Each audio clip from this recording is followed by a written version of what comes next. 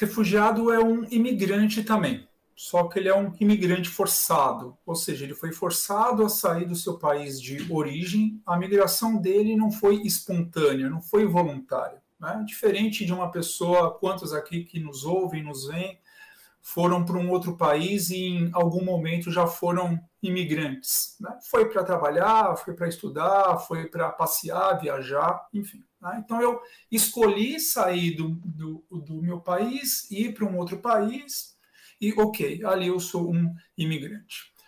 O refugiado ele tem que migrar porque ele está sendo perseguido, seja pela sua raça, seja pela sua religião, seja pela sua nacionalidade, seja pela sua opinião política ou por pertencer a um determinado grupo social. Uma mulher, por exemplo, né? Vamos lembrar do caso da Malala.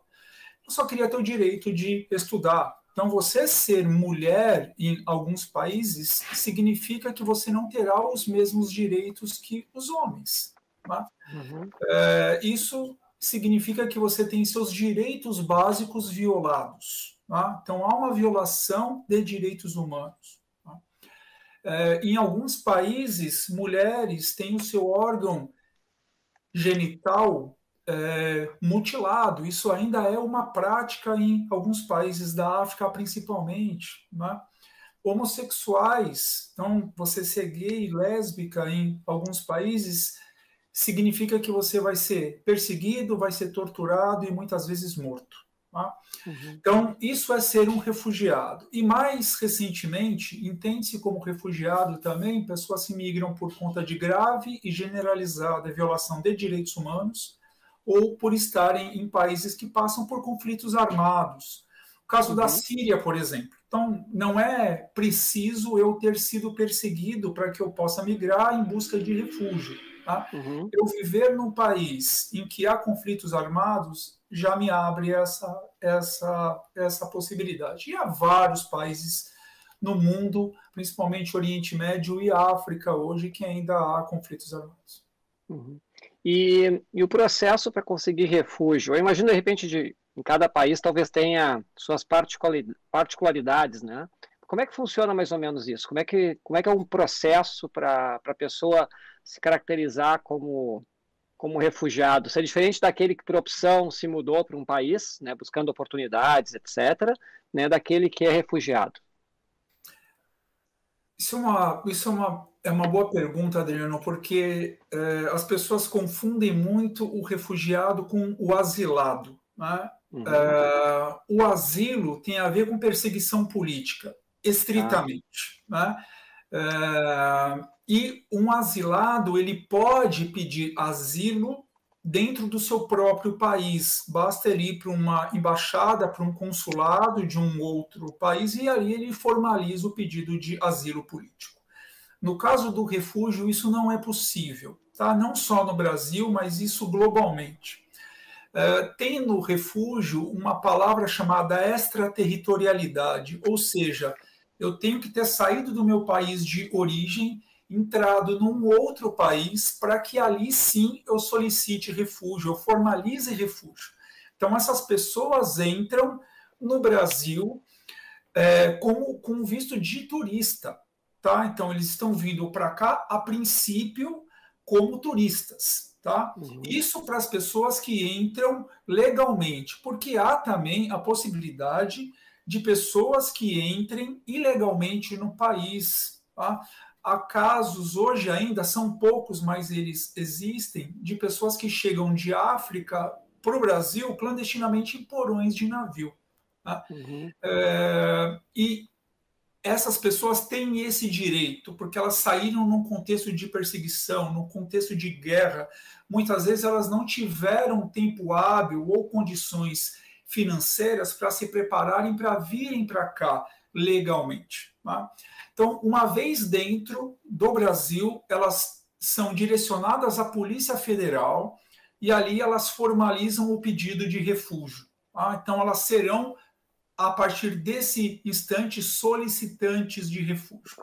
Elas ganham um protocolo, que é o RNE deles aqui em caráter provisório. Com esse protocolo em mãos, eles têm acesso à carteira de trabalho e CPF. Então, eles podem trabalhar, estudar sem problema nenhum. Essa solicitação é encaminhada para um órgão em Brasília, que fica alocado dentro do Ministério da Justiça, chamado CONARE, que é a sigla para Comitê Nacional para Refugiados. O membro do CONARE chama essas pessoas individualmente para uma entrevista, para uma conversa, e é com base nessa conversa que o caso deles serão julgados. Tá? E aí cabe ao CONARE dizer se esse solicitante de refúgio, de fato, é um refugiado ou não. Tá? Então, a gente tem hoje uma quantidade grande de pessoas no Brasil na condição de solicitantes de refúgio, além dos refugiados. Se houver uma negativa, se o pedido for indeferido, cabe recurso.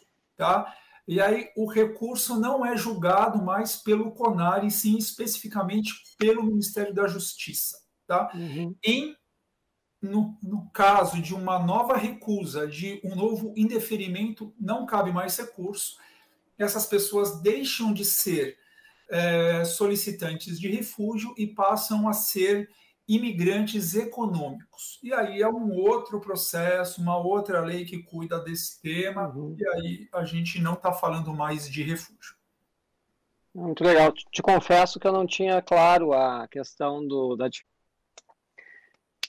Em termos de Brasil, Marcelo, tu já falasse ali que as pessoas têm a perseguição política, no caso do asilo, né? Tem outros que é uma guerra, tem outros que pode ser uma perseguição simplesmente por ser do sexo feminino, tem a perseguição religiosa, né? Tem diversos aspectos. No Brasil, quem são essas pessoas? Olha, hoje a grande maioria das pessoas que chegam ao Brasil chegam por questões de violação de direitos humanos, e aí a gente está falando dos venezuelanos na sua quase totalidade. A gente está falando de pessoas que migram por conta de conflitos armados, e aí a gente está falando de congoleses, a gente está falando de afegãos, a gente está falando de sírios, de palestinos e por aí vai. E uma outra questão que é bastante relevante, mais duas, na verdade, é por perseguição política, e a gente está falando muito de países latinos e principalmente países africanos de ditaduras, né? República Democrática do Congo, por exemplo, um país que já está em conflito há 24, 25 anos. Já é o país que mais vitimou gente depois do final da Segunda Guerra, cerca de 6 milhões de pessoas. Lá as pessoas não podem se manifestar politicamente. Né? O poder passa do filho do pai para o filho, do filho para o neto e por aí vai. Né? Essa é uma questão também relevante. E, por fim, por pertencimento a determinado grupo social. Aí a gente está falando de mulheres e o público LGBTQIA+.